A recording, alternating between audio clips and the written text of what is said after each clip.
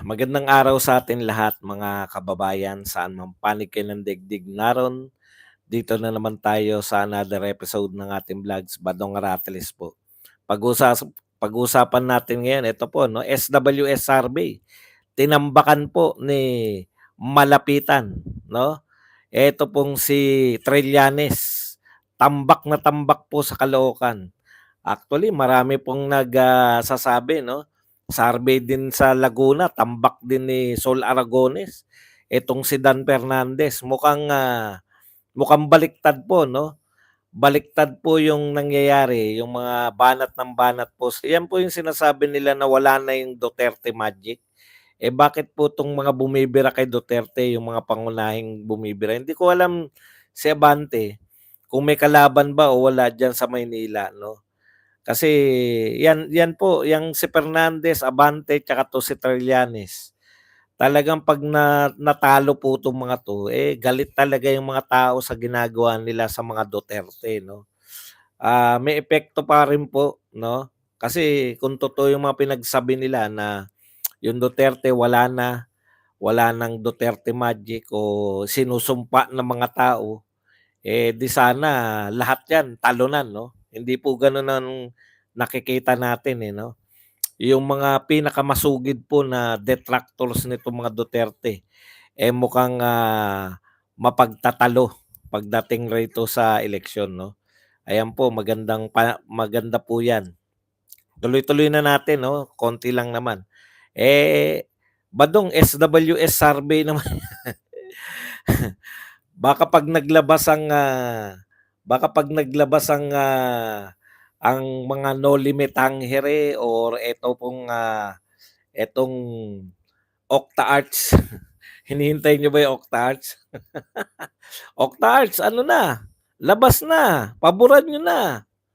Ayan po yung problema, 'no, yung pagka may duda na sa mga survey na baliktad sa totoong pangyayari, 'no. Yung SWS po kasi at saka Pulse Asia, relatively, eh, matanda na po sila pagdating po sa pagsa-survey. Meron na po silang mas kapani-paniwala na po. Kung hindi ako nagkakamali itong SWS, parang parang 1985 pa po 'to nagsimula ng survey firm nila.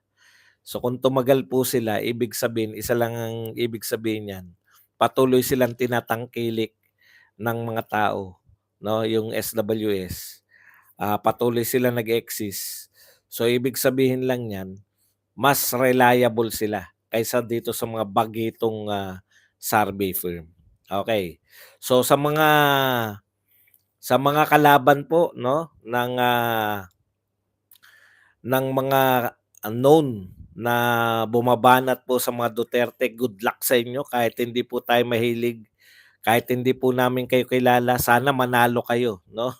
Dalhin niyo po yung mga sentimiento ng mga Duterte supporters, laban po dito sa mga taong 'to na wala nang ginawa kundi sirain yung magandang pangalan sa paglilingkod ng mga Duterte, 'no? Laban po, 'no, labanan niyo yung mga 'yan. Yung mga known naman na supporters ng mga Duterte katulad nitong hindi naman po sila kapartido, 'no? In fact, alam ko kapartido sila ng kalaban ni Duterte pero, hindi po nila maatim, 'no, yung, todong paninira katulad po nito ni Richard Gomez at ng kanyang asawa na si, Lucy Torres, eh, mabuhay din po kayo, 'no? Kita niyo naman po, bagamat, akala nating lahat ay iwan na po yung mga Duterte, nakikita niyo po na nag-iisip na po yung mga ibang politiko na, "Teka, tama pa ba 'tong sinusuportahan natin?"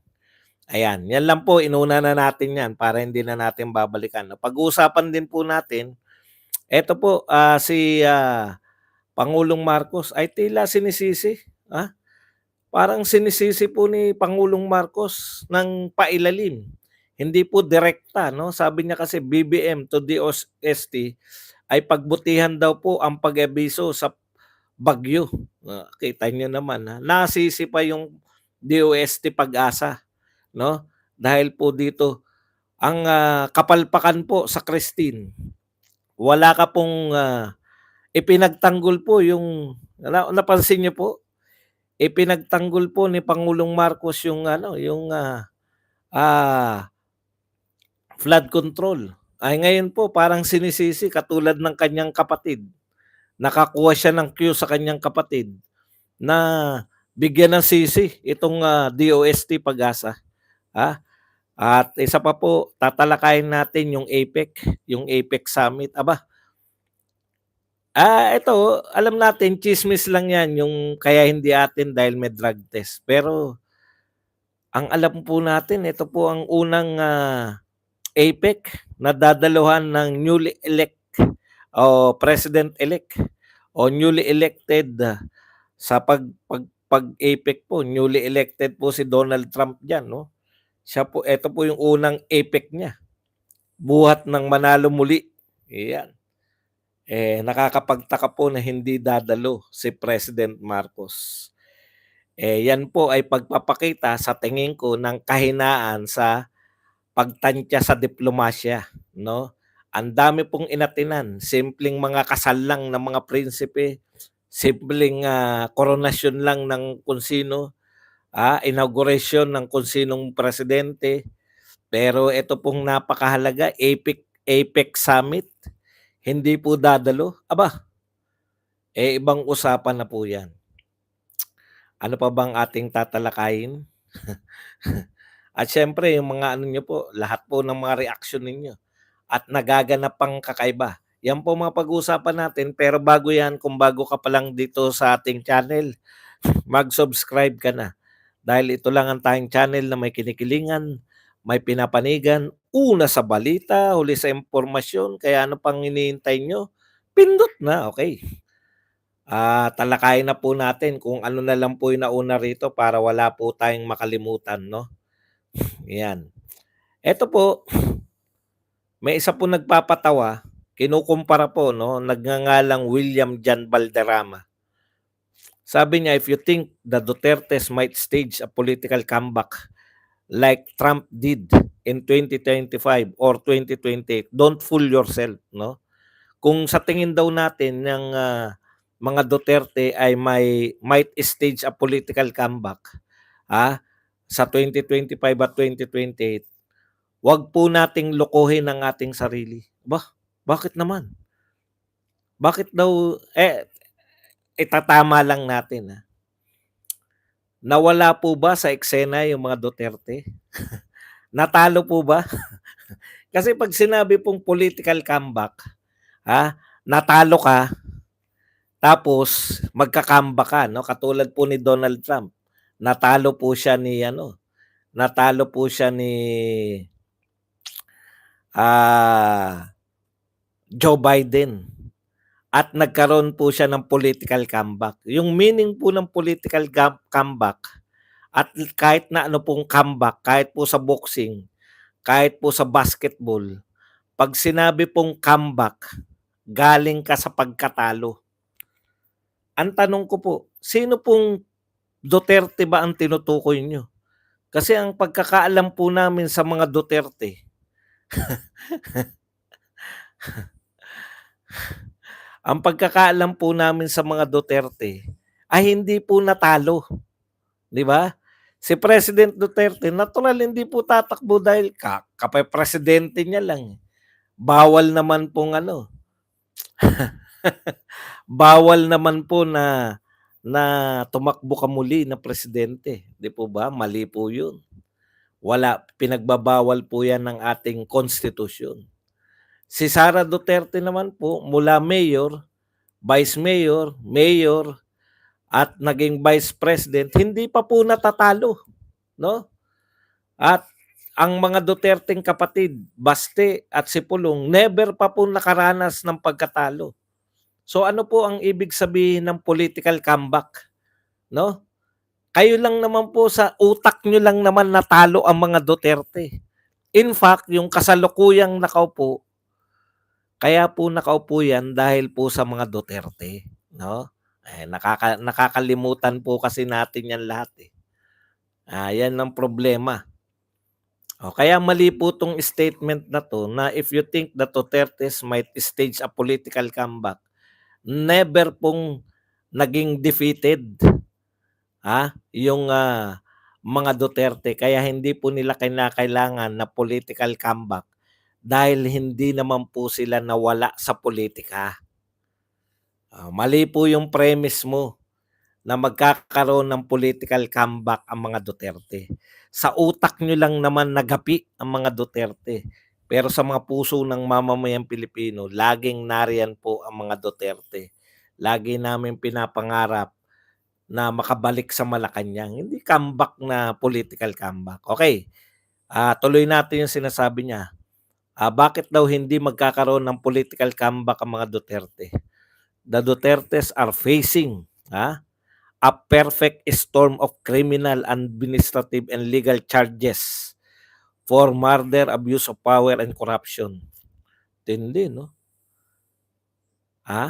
Perfect storm. Tindi, perfect storm of criminal, administrative, and legal charges for murder, abuse of power, and corruption. Ako po, sa totoo lang po, wala pa po akong narinig na na mayroon pong kaso ang mga Duterte. Si Sara Duterte po, sa pinaiikot-ikot po nila na usapin, wala pa pong kahit isa, wala pa po ako narinig na nagsampa ng reklamo. No? Tapos si Trump never face accusation as severe as those against Dutertes. Accusation, wala. Pero si Trump po ay convicted. Siya nga po yung unang convicted eh. Alam niyo po ba yun? Siya po ang unang convicted na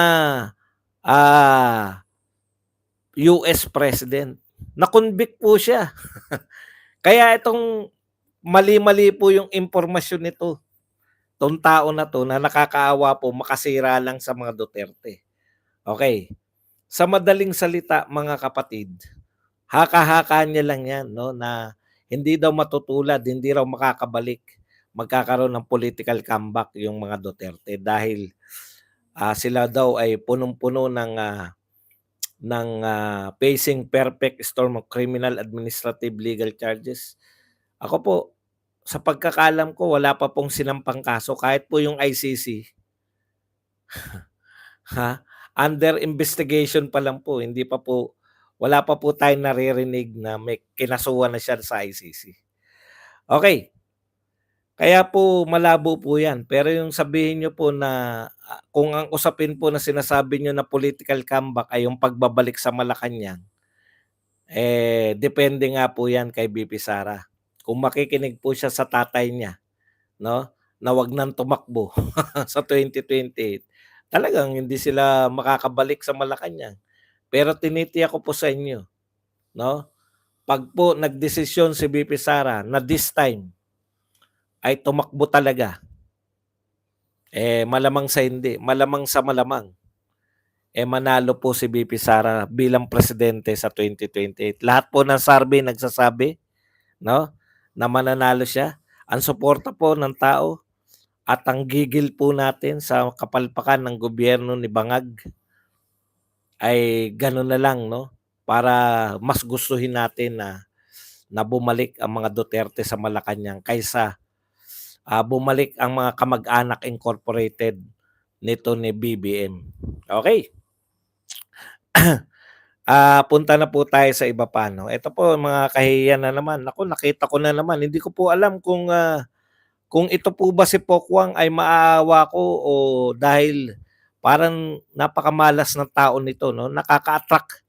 Nag-a-attract yata 'to ng kamalasan, no. Kaya lang maawa ka dahil tama naman yung sinasabi niya, no. Ayon po sa kanyang post. Hindi ko po alam kung ito po ba ay post niya rito kasi may check. Malamang kung hindi FB to ay post niya rito sa X o Twitter. Naghahanap buhay po ako ng marangal. Ito po si Pokwang Nagbibigay po ako ng hanap buhay sa mga single mom. Tapos isang umaga, pagkagising mo, simot ang laman ng GCash account.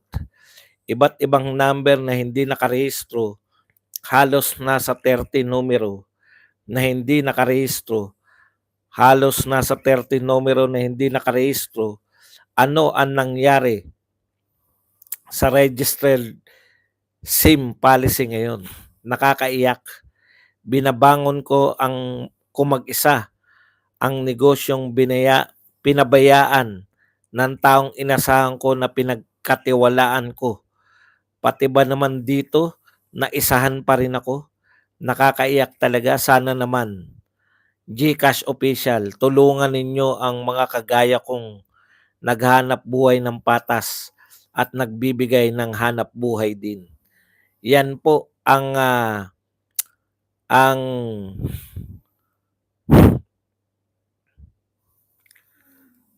pahayag, no, nito ni H. Pokwang. Pahayag niya po yan. Grabe po. So sana tulungan nyo. Kung inside job man yan o yan po ay talagang may kinalaman po. Malamang inside job, pero yun na nga no. Ako, malamang kilala niya yan tulungan nyo naman yung tao. Ba? Mga sikat na artista pa to. Paano na lang kung hindi po mga sikat na nangyari yan, no? Gising-gising rin tayo. Na-scatter po, na-scatter yun. Hindi ko na alam kung ano yung ibig sabihin na-scatter. Sino ba yung iniimbestigahan niya? Na-scam. Kahit sino ba, kung sino po. Minsan kasi no, si Pokwang ang dalas kasi natin siya in job, nakakatakot na panahon ngayon. Ang dalas po nating nakikita to si Pokwang na umiiyak na lang lagi, no? Hindi ko na nga matandaan na komedyante pala to. Hindi ko na po to nakikita na nagpapatawa. Lagi ko na nakikita to na umiiyak. Is either iniwan ng asawa, ngayon naman na-scam. Yan, marami pala na-i-scam sa inyo. Ako, hindi po ako mai-scam niyan dahil wala akong alam. Hindi po pwede yun. Nag-post siya eh. Kung hindi po totoo yan, pwede po siya i-demanda ng GCash dahil malaking kumpanya po yan eh. Di ba? Hindi po pwedeng sabihin nyo na na hindi totoo yan. Malabo naman po yun. Yan. So, ano na lang po kayo, mag-antay-antay na lang po yung kung may nawalan din sa inyo. Ayan po, 81 si Malapitan Along. At ang si Trillanes naman po ay 15%. Grabe. Ang layo, 81 versus 15. Buti nga. Lahat po nang makita natin na matatalo, no? Okay, ito po ay papasok pa lang po, papaalis pa lang si Marce dyan sa Pilipinas, ay meron na pong bagong tropical depression na nagngangalang Nika, no? 14th tropical depression cyclone inside the PAR this 2024. Alam niyo po, may ilang panahon po. Actually, ngayon 2024 lang no? Ibang klase po talaga yung magbigay ng hustisya tong si magbigay ng hustisya tong kalikasan, no? Mapapansin nyo po, umupo po si Pangulong Marcos 2022. Tuloy-tuloy po yan, no? Napondohan po nila yung mga flood control program, projects, daang-daang bilyon po, no? Tapos tuloy-tuloy po, bigay-bigay ng ayuda, pinagmalaki po niyan. Napuno na siguro yung kalikasan, no? Hindi na po nila matiis na pinagmamalaki pa sa zona na merong mga 5,500. Pagpasok po ng 2024, wala na pong let up, no? Yung bagyo po natin, talagang talagang anong start na? Kanina pa po ako nag-start. 200 pa lang po nag-start na ako. Kasi alam ko madaling araw na eh. Okay. no let up na po tayo ngayon sa bagyo para po ipamukha, 'no? Siguro hindi na lang po mga Pilipino ang napuno na rito sa kanya-kanyang hakot award. Kanya-kanyang hakot, eh, 'no? May mga ang daming pera, 'no? Ngayon kino-question na po.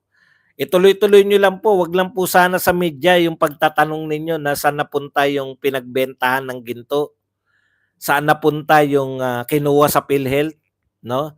Saan napunta yung mga kinuha sa budget ng, iba't ibang ahensya. Yung nawala pong budget ng DPWH na nakalaan po dito sa mga foreign assisted project, saan na po napunta? Bakit po nahimik na rin diyan si Amy Marcos? Mainit diyan si Amy Marcos, eh. Bakit nanahimik na rin, 'no? So, kitang-kita po natin talaga ngayon, eh. Tapos mamaya na po 'yan. Ito po ang, nabanggit nito ni Pangulong Marcos. Ang Quick Response Fund natin, ang katotohanan diyan dahil sa dami ng bagyo ay naubos na. Kaya't ang ginawa natin ay nagtabi ulit tayo ng pondo para mabigyan ulit, malagyan na naman natin ng laman ang QRF natin, sa inyong mga pangangailangan. Actually, 2 taon kang libre, 'no, Mr. President. 2 taon libre si BBM. Wala po siyang bagyo halos. 2022, 2023, halos wala pong nanalasa na bagyo. Binawian ka ngayon 2024, wala pa po tayong, ulitin ko po, wala pa po tayong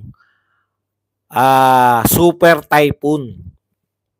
Katulad po ng super typhoon na pumasok nung panahon ni Duterte. Alam nyo, no? Ang galing talaga ng nasa taas, eh.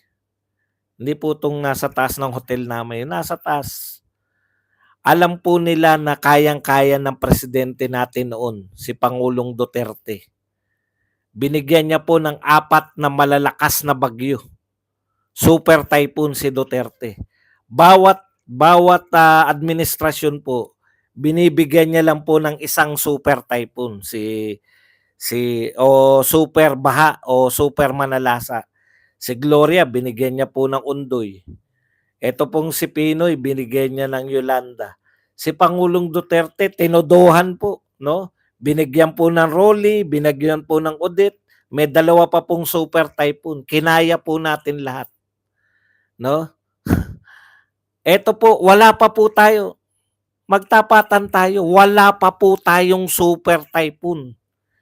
Pero ito po sa kasaysayan ng mga presidente, ang pinakamalaki ang inubos, pinakamalaking binudget. O bukod pa po doon, may COVID pa, tsaka bulkan na pagputok. Lahat ng bulkan pumutok. Mayon, Taal, pati po yung mga hindi natin alam na pumuputok. May pandemya pa. At sari-saring lindol.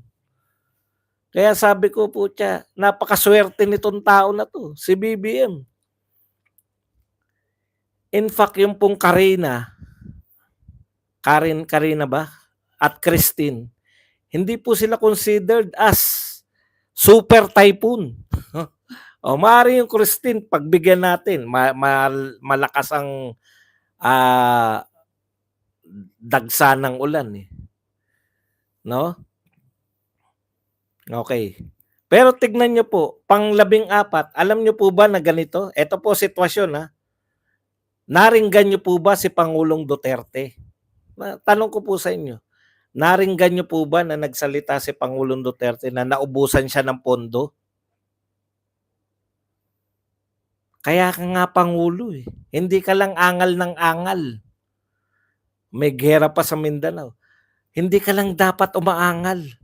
Naubos na yung pondo. Wala po ni isa sa dami po ng sakuna. Alam niyo, naririnig ko kay Duterte, Dominguez, gawan mo ng paraan yan. Dominguez, hanap ka na mabibilan natin. No? Yan po, diyan nyo po makikita yung tunay na leader sa akala niya leader siya. Yung panay po angal. Wala po yan. Wala pong sinisi si Duterte. Tinake niya yan as is. Kasi handa siya eh. Yan ang tunay na na-overwhelm. Handa na. Imagine niyo yung Odette, kasing lakas halos ng Yolanda. Tignan niyo po yung diferensya ng patay sa Odette at Yolanda. In fact, mas malawak po ang coverage ng Odette. Mas malawak po ang pinsala ng Odette. Dahil sa Yolanda, ang pagkakalam ko, dyan lang talaga sa Visayas. Pero po yung Odette, Visayas at saka Visayas at saka sa Mindanao, talagang abot na abot po yung Odette eh. Tignan nyo po yung diferensya sa patay. 6,000 yung Yolanda mahigit. Pero pa yung mga unaccounted. Si BBM mismo nagsabi niyan, may mga unaccounted. O sa Odette, 400 lang. Yun talagang na-overwhelm na, hindi na kinaya. Yung Rolly, wala pa pong 100 na namatay sa Rolly. Pero yung Rolly po, mas kasing lakas po ni Yolanda. Grabe po tong gobyerno ni Duterte. Talagang hindi mo na rin naubos na budget natin.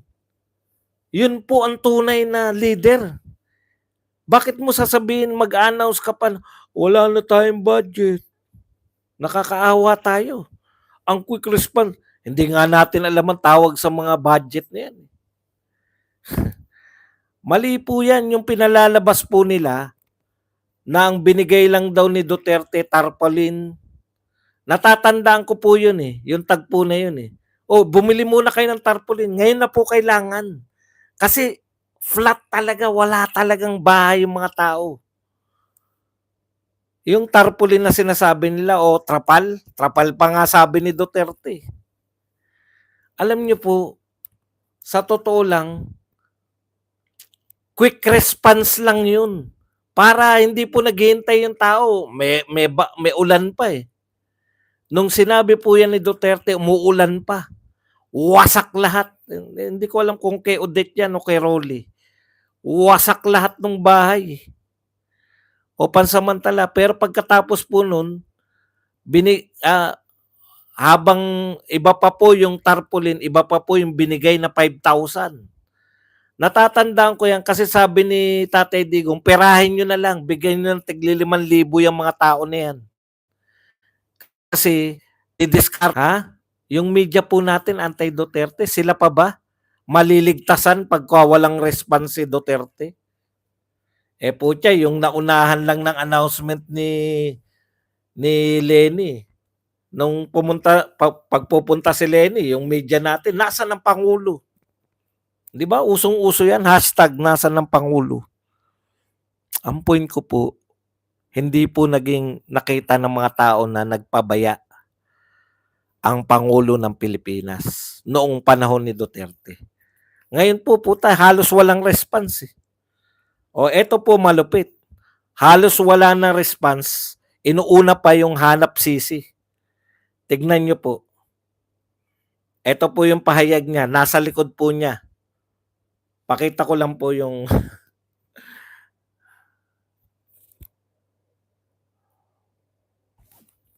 ayan no.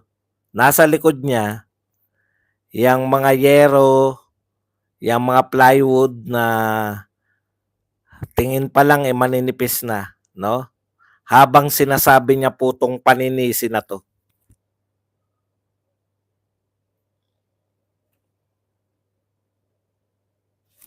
Okay. Marcos orders DOST to improve storm warning system. Ayan, no? Sabi po rito sa balita ng ABS-CBN, dahil sa matinding pinsala at dami ng patay na iniwan ng Bagyong Christine. Tandaan po nyo hindi po ito super typhoon si Christine. Hindi po siya super typhoon. Okay. At dami ng patay na iniwan ng Bagyong Christine, gusto ni Pangulong Ferdinand Marcos na pagbutihin ng DOST ang pag-aabiso tuwing may bagyo. Alam nyo, nakakasama po ng loob. No? Nasa isang banda, pinagtanggol nitong Pangulo na to. Ang hinahanap po namin, BBM, makinig ka. Ang hinahanap namin, nasaan ang flood control projects. Kasi ang nakikita namin na kinukumpuni, ang ninipis ng mga semento, wala kaming makitang bakal.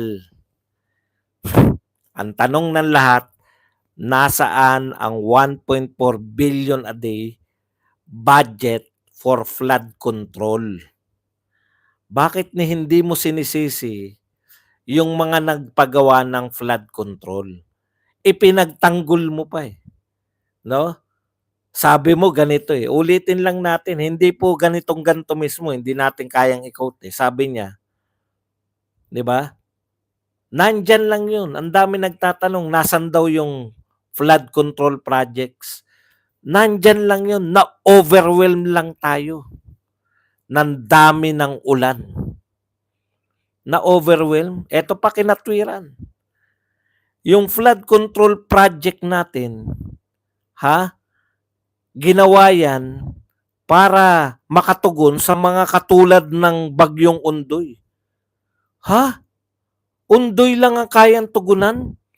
Pag mas malakas kay Undoy, hindi na kayang tugunan, ma-overwhelm? Eh anong uri ng... Eh ikaw din na nag-announce eh. Bago to, alam niyo po ba, bago to dumating yung mga flood control program, ano bukang bibig ni BBM? Ang bukang bibig niya, climate change, climate change, climate change. Bukang bibig niya yan bago dumating si Karina, bago dumating si Christine, bago dumating to si Leon. Bukang bibig niya, climate change, kinakailangan maghanda tayo sa climate change, kinakailangan maghanda tayo sa climate change, kinakailangan pagdandan climate change. Kaya binuhusan po ng pondo yan. Climate change, flood control projects, pinagtanggol mo yung flood control projects. Yung DOST Pag-asa, na tama naman yung sinasabi, may parating na bagyo. May parating na bagyo, pero ang iniintindi nyo, yung investigasyon laban sa mga Duterte. Wala kayong paghanda. O eto na lang. Point in case. Matapos tayong masalanta tayo ni Christine. May nakita ba kayo na command conference para sa bagyong si Leon? Nakita nyo ba na 2 to 3 days bago dumating si Leon? Nariyan na, sinabi na ng Pag-asa, merong super typhoon nagngangalan Leon. Swerte nga tayo, hindi naging totoong super typhoon eh. Paano kung totoong naging super typhoon? Nakita nyo ba na naghanda sila? Malamang hindi dahil walang baha eh. Malamang hindi dahil si Duterte kahit na matuloy, basta ang projection, super typhoon yan, ang projection may bagyo, nakahanda na lahat. Ito po si Leon, binalita natin dito. Handa ba tayo sa bagyong tulad ni Leon na super typhoon? Kino-question ko dito dahil wala akong nakikitang command conference bago dumating si Leon. Swerte tayo, hindi ganong nanalasa si Leon.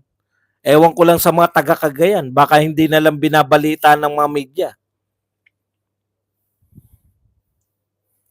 Huwag niyo pong sisihin yung Pag-asa. Diyos ko, si Duterte po, ibig niyo sabihin, ang gusto niyo bang palabasin ngayon, palpak na ang Pag-asa? Hindi po namin narinig yan nung panahon ni Duterte. So kung ayos yung Pag-asa nung panahon ni Duterte, palpak nung panahon ni Pinoy, okay sa panahon ni Duterte, palpak na naman kay BBM, baka naman, hindi yung Pag-asang may problema. Paano mangyayari na na-sandwich ng dalawang palpak yung Pag-asa na matino within 6 years? Baka naman, yung dalawang palpak, hindi po yung Pag-asa. Yung dalawang pinuno na nakapagitan kay Duterte, ang palpak. Putang, hindi ako makapaniwala eh. Science po yan. Sabi mo nga, inuulit-ulit mo, let us rely on science. Alam niyo po ba ang DOST? Alam niyo po ba yung mga taga-Pag-asa?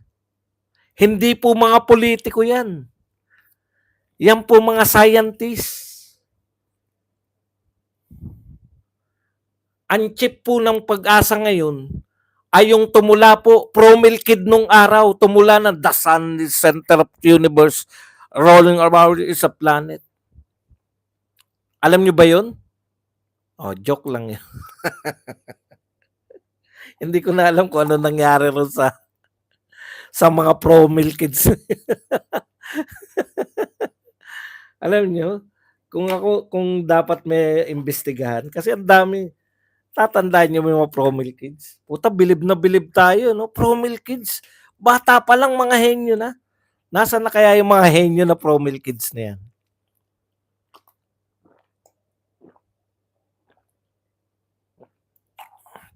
No, ano kaya nangyari sa kanila? Anyways, balik po tayo. Karamihan po ng scientists, hindi po mga politiko. Huwag nyo pong sisihin yung mga scientists.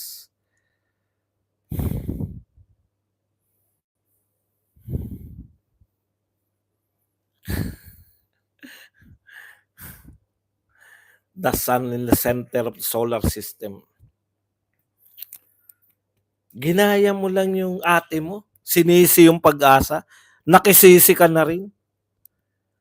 Anak ng tinapay naman. Ha? Paano nangyari na sa panahon ni Duterte, no? Sa panahon ni Duterte, pati sukat ng ulan, alam ng basahin, pagdating sa'yo, hindi na uli nila kayang basahin ng volume ng ulan? Ano yung nilalabas nung panahon ni Duterte na kino-commercial pa? Di ba may mga commercial pa? Pag yellow warning, ito ang ibig sabihin. Pag orange warning, ito ibig sabihin. Ibig sabihin, wala na yun lahat. Kasi hindi pwedeng ituloy. Duterte ba yan? Huwag nating ituloy yan. Maganda to, boss. Boss, maganda to. Sinasabi pag yellow warning, ganitong ulan. Pag orange warning, ganito ulan. Pag ganitong warning, lumikas na kayo. Ayoko niyan. Duterte yan eh. Hindi natin susundan yung Duterte. Yan ang pinangako natin. Mali. Ang pinangako mo, susundin mo yung Duterte. Wala talaga. Ito pa isa. APEC, Asia Pacific Economic Conference. Ako, alam ko, chismis lang yan na baka may drug test. Kaya hindi atin, no? Pero as a leader, bihira po. Alam ko si Pangulong Duterte, lahat ng APEC Summit inatinan. Yung mga Pangulo before President Duterte, lahat ng APEC Summit inaatinan. Kasi nariyan po lahat eh. Nariyan po lahat ng world leader. Nariyan ang presidente ng US, presidente ng China, presidente ng iba't ibang bansa, Australia, Great Britain, Canada. Hindi ako sigurado sa Great Britain. Pero ang dami pong world leaders na nariyan. Bakit hindi ka a-attend? Ang dami mong, lahat ng imbitasyon kay BBM, inatenan niya. Di ba kinakatwiran nyo pa nga yung mga supporter ni BBM? Bakit hindi atinan? Inimbitahan siya. Palibasa kay Duterte, walang nag-imbita. Ganyan pa yung mga sinasabi nyo, di ba? Ang importante po nun, sa totoo lang po, sa lahat po ng inaatinan ninyo, yung iba po, kapritsyo na lang eh. Kahit na hindi na alam, no? Yung iba pong atin, kapritsyo nyo na lang yun eh. Yung di naman mga importante. Tingin namin katulad po ng F1 racing, pero pinangatwiranan pa rin kasi atin dyan mga negosyante. Sige, go. Total, bagong presidente pa lang yan, pagbigyan.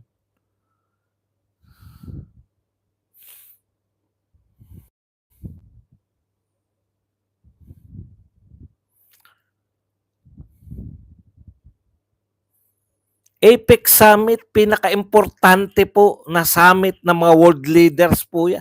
World leaders po ang lumatin dyan. Yung pinaka leader ng tinatawag nating free country ng daigdig, yung US, newly elected, aatin po, APEC Summit. Pagpapakita yan ng pakikiisa mo sa mundo. Tapos ngayon, hindi ka atin dahil sinasabi mo yung hindi ko maintindihan. No? Maaring mahina po ako pagdating sa wala akong alam sa pamumuno o kung ano man ang tawag niyo sa akin. Pero kung meron pong dapat atinan ang isang pangulo ng Pilipinas, no? Na meeting, importanteng meeting. Putya, lahat po ng kilala naming mga sikat na presidente. Dito nga sa Pilipinas, APEC dito eh.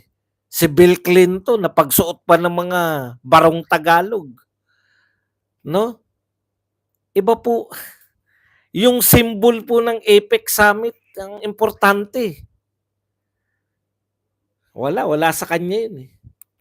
Ano ba mahita niya dyan? Wala naman nag-attend siya ng attend. Wala rin namang ano.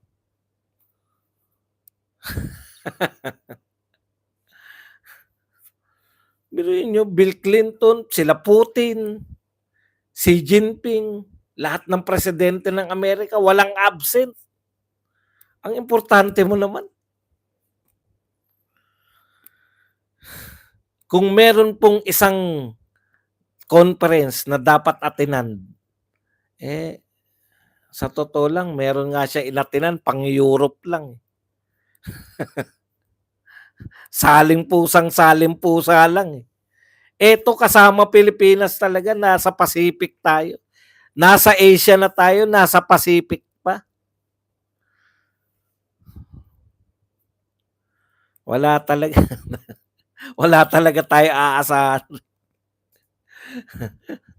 Yung mga hindi dapat atinan, umaatin. Simpleng concert, ano yung excuse niya? Umatin siya ron sa concert na tapos hindi ka napahiya. Alam mo kung si Duterte siguro yun, nasabihan, narinig mo na grabe yung traffic? No? Alam nyo kung ibang presidente siguro, hiyang-hiya na eh. Presidente ka ng Pilipinas, concert ng Coldplay, unmissable. Yun yung termino niya, unmissable. Hindi po pwedeng mapalampas. Hindi pwedeng palagpasin ng tulad niya. Unmissable to. Tapos, kung ako yan, kung ako presidente narinig ko yun sa bibig ng unmissable concert, sa mga lead singer ng unmissable concert, na siya ay na-traffic sila. Grabe yung traffic sa Maynila. Putya, talagang tututukan ko yung traffic eh. Maglalagay ko ng traffic czar dyan na pinakamatapang na traffic czar eh. Para hindi siya mapahiya, di ba? Wala na sa kanya yun eh.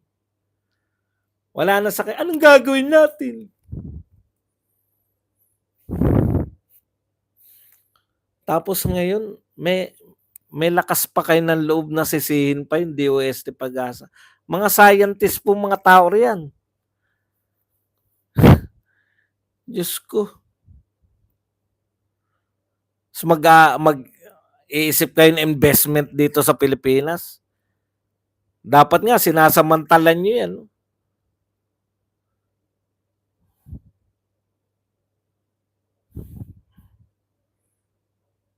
Hirap na siyang gumawa ng mga kwento eh. Yan lang po ang ating topic. Pwede na po kayong magtanong, pwede po kayong magbigay na reaksyon, at higit sa lahat, pwede po kayong magpakape. Huwag po kayong mahiya magpakape.